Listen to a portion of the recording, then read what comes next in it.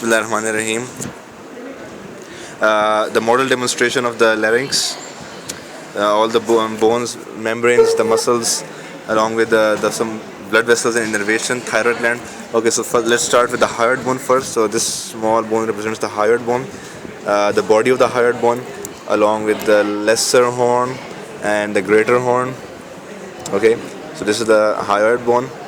Okay, so this is the thyroid membrane. And the thyroid membrane is thickened in the midline to form the median thyroid ligament. The median thyroid ligament, and it is also thickened laterally to form the lateral thyroid ligament. Lateral thyroid ligament. The superior. Yeah, this is the foramen for the. This is the foramen for the flow of the superior laryngeal artery and nerve. Superior laryngeal artery and nerve penetrates the thyroid membrane through this foramen. It is not a foramen. So this is the superior cornu of the greater cornu. So the greater cornu of the thyroid cartilage, superior. and this is the lesser cornu of the thyroid cartilage. Inferior cornu of the thyroid cartilage, and it articulates with the cricoid cartilage. And this is the cricothyroid joint. The cricothyroid joint, and it is actually a synovial joint. So synovial joint over here. Okay, so this is the broad lamina of the thyroid cartilage, the inferior oblique line of the thyroid cartilage, where we attach the muscles. This is the superior laryngeal superior thyroid notch, and the inferior thyroid notch. Yeah, this. So this is the laryngeal prominence. So this is the laryngeal prominence, also known as the Adam's apple. It is more prominent in males than females.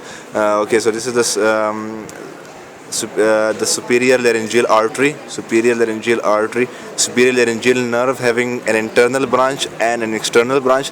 And this is the superior thyroid artery. Superior thyroid artery supplying to the thyroid gland.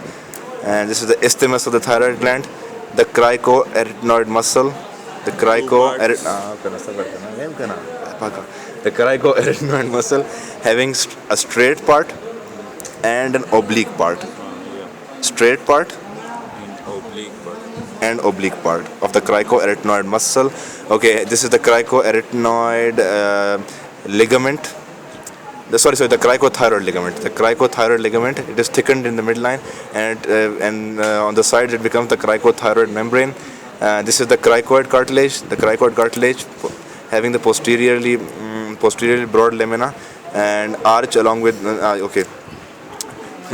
This is the trachea, along with the tracheal cartilages.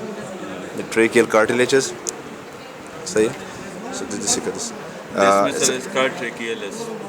Most probably, yeah. This is the trachealis muscle. Most probably, actually. Okay. So Dr. Siraj is saying that this muscle is the should be trachealis. Yeah, this should be trachealis. If you don't remember. Okay. The videos are. So this is the posterior cricoarytenoid muscle. The posterior cricoarytenoid muscle, and these are the oblique arytenoid muscles. The oblique arytenoid muscles, and inferior to them we have got the transverse arytenoid muscles. Yeah. The transverse arytenoid muscles, and here we have the arytenoid cartilage, and anterior to the arytenoid cartilage we have got the thyroarytenoid muscle. The thyroarytenoid muscle. Okay, yeah. So we have this point should not be Parkinson. Yes. So now your few structures la patiri. Okay, this is the dada muscle. So this is the thyroid muscle. The thyroid muscle. Okay. So this is a backup. Yeah, this tubercle represents the cuneiform. The cuneiform tubercle. This tubercle represents the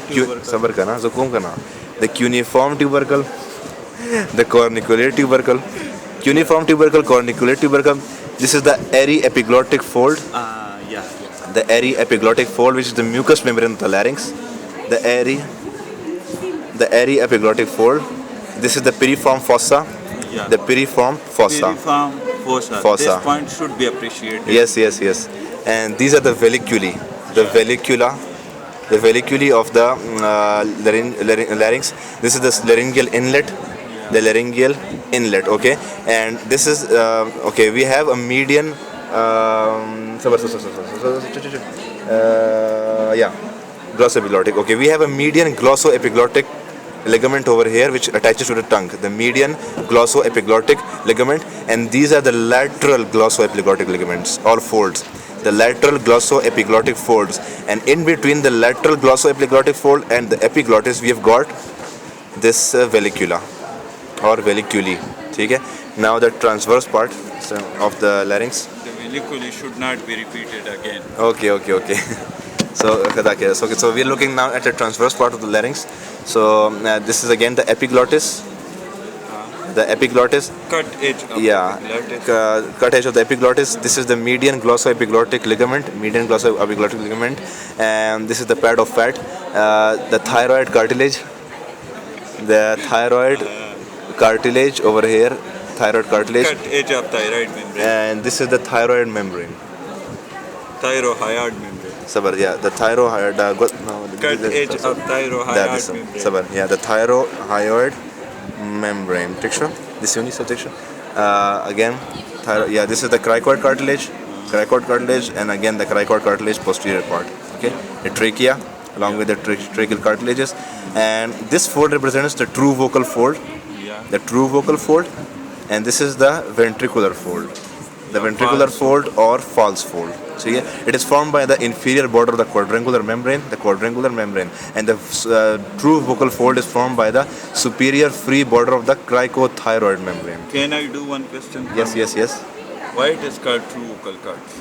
True vocal cords because they have true vocal cords. We will check from the book why they are called true vocal cords. Yeah. Yeah, very good question. We will check from the book. So yeah. And the ear should be entered to trachea. Yes. Not. Yeah. Air. Yeah. Of course. Oxygen. Air में ही होता है.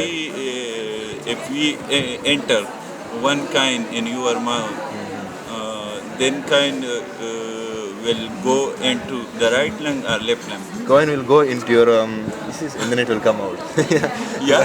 So this one is okay, come back to the model. So this is the ventricular fold formed by the inferior free border of the quadrangular membrane, and this is the true vocal fold formed by the superior free border of the cricothyroid membrane. And this sinus represents the sinus of the larynx. Sinus of the larynx. So yeah, and so that's it. Thank you very much.